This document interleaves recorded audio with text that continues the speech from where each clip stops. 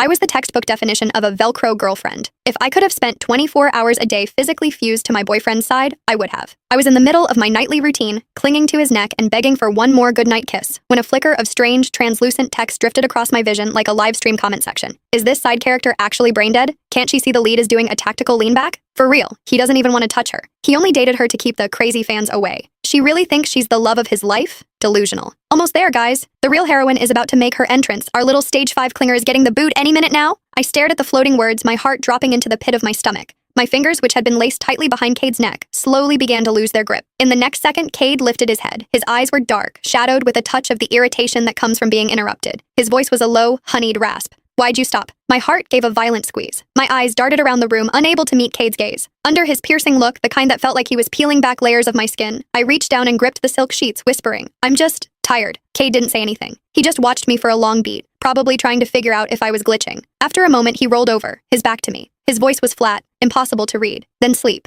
Staring at the broad, cold expanse of his back, I felt like I'd just swallowed a mouthful of ash. It was bitter and suffocating. I sat up and clicked off the lamp. As I lay back down in the dark, the words from that comment kept looping in my brain. I shifted toward the very edge of the mattress, leaving a vast, empty canyon of space between us. I did my absolute best to stay as far away from Cade as possible. I didn't dare press against him like a heat-seeking missile the way I usually did. Maybe if I stopped being so much, I thought, he'll hate me a little less. In the silence, I heard his steady, rhythmic breathing, but my mind was miles away. To be honest, it wasn't like I hadn't noticed. I wasn't that blind. Cade had always been lukewarm. Whenever I tried to get close, I felt that split second of tension in his frame, a subtle rigidity. But I loved him so much it made me stupid. I wanted to be his shadow, his accessory, his constant. Cade never complained out loud. But looking back, those tiny furrows between his brows, the way his jaw tightened, they were all flashing red lights. He didn't want this. I'd just been playing dumb. I'd lied and told him I was scared to live alone just so I could move into his place. Then I'd pushed for more, invading his bedroom until I was a permanent fixture, wrapping my limbs around him every night like an octopus. He hadn't kicked me out, sure, but his first instinct was always to resist. I'd just been so desperate to be with him that I'd filtered out the truth. Now it seemed the comment was right. The air in the room felt heavy. I tossed and turned until the early hours of the morning, finally drifting into a fitful sleep. When I woke up, I realized I was curled into Cade's chest, my right arm locked firmly around his waist. His chest rose and fell in a slow, steady rhythm. After a few seconds of frozen realization,